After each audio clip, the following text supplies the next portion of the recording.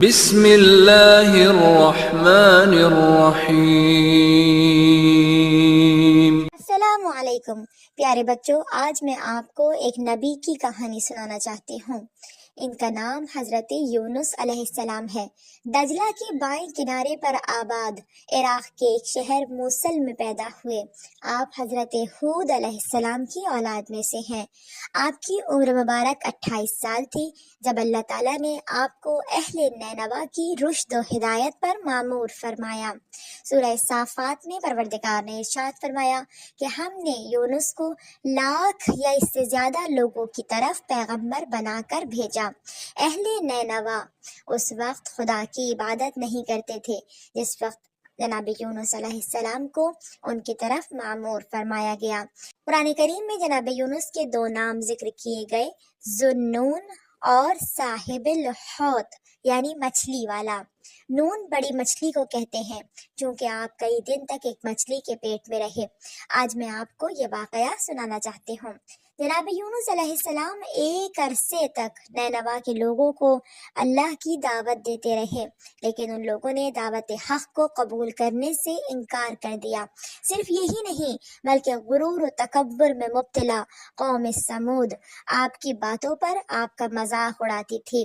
جب ان کی سرکشی اور نافرمانی انتہا کو پہنچ گئی تو اللہ تعالیٰ نے حضرت یونس علیہ السلام کو حکم دیا کہ لوگوں کو آگاہ کر دو، 3 دن کے اندر اندر ان پر عذاب آنے والا ہے۔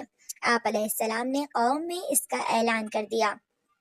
یہ سن کر قوم یونس نے آپس میں مشورہ کیا تو اس بات پر ان سب کا اتفاق ہوا کہ یونس علیہ السلام کو کبھی جھوٹ بولتے نہیں دیکھا، لہٰذا ان کی بات نظر انداز نہیں کرنی چاہیے۔ مشورے میں طے ہوا کہ دیکھا جائے کہ یونس علیہ السلام رات کو اپنے گھر میں رہتے ہیں تو سمجھ لو کچھ نہیں ہوگا، اور اگر یہاں سے کہیں چلے جائیں تو یقین کر لو کہ صبح عذاب ضرور آئے گا۔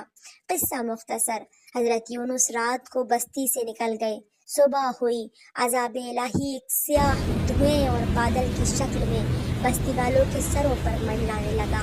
جب عذاب ان کے قریب ہونے لگا تو لوگوں کو یقین ہو گیا کہ اب سب ہلاک ہو جائیں گے۔ یہ دیکھ کر جناب یونس کی تلاش شروع ہوئی تاکہ ان کے ہاتھ پہ ایمان لے آئیں اور توبہ کر لیں، مگر آپ کو نہ پایا تو خود ہی اخلاص نیت کے ساتھ توبہ و استغفار میں لگ گئے۔ اپنے گھروں سے ایک میدان میں نکل آئے، عورتیں، بچے اور جانور سب ایک میدان میں جمع کر دیے گئے۔ تمام بستی والے عجز و انکساری کے ساتھ توبہ کرنے اور عذاب سے پناہ مانگنے میں اس طرح مشغول ہوئے کہ پورا میدان آہ و بکا سے گونجنے لگا۔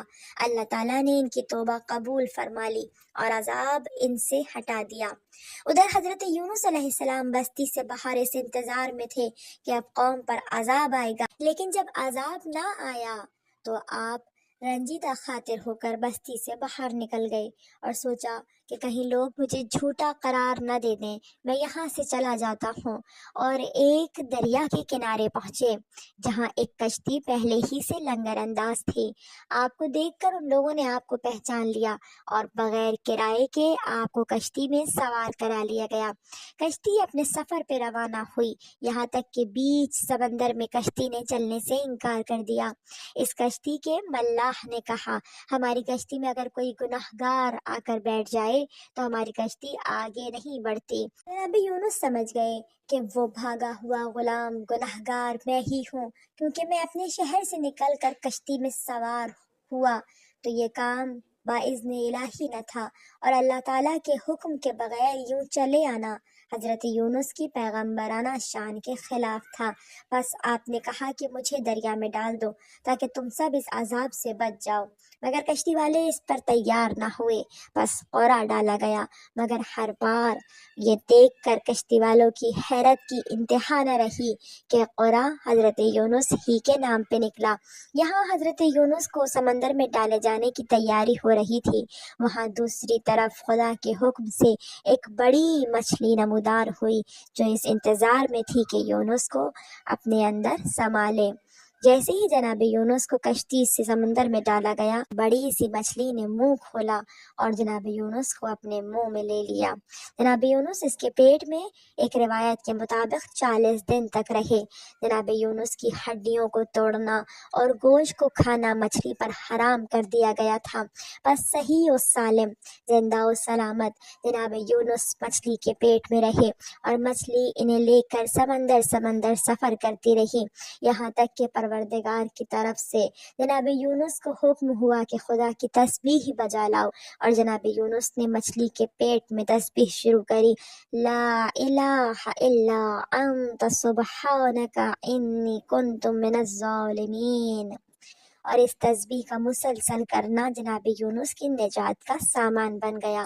مچھلی نے خدا کے حکم سے جناب یونس کو ایک ساحل پر لا اتارا۔ مچھلی کے پیٹ میں رہنے کی وجہ سے جناب یونس کے تمام بال ختم ہو گئے تھے، یہاں تک کہ بھویں اور پلکیں بھی ختم ہو گئی تھیں، جسم بہت ہی لاغر ہو گیا تھا۔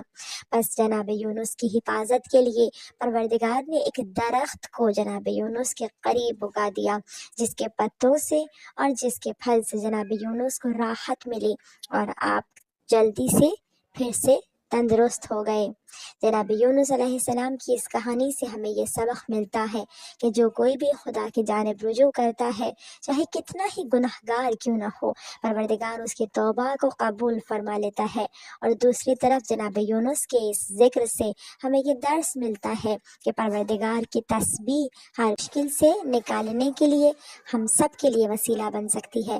ہم بھی اگر اپنی مشکلات میں تسبیح پروردگار کریں تو خداوند عالم ہماری بھی تمام مشکلات کو دور فرما دے گا۔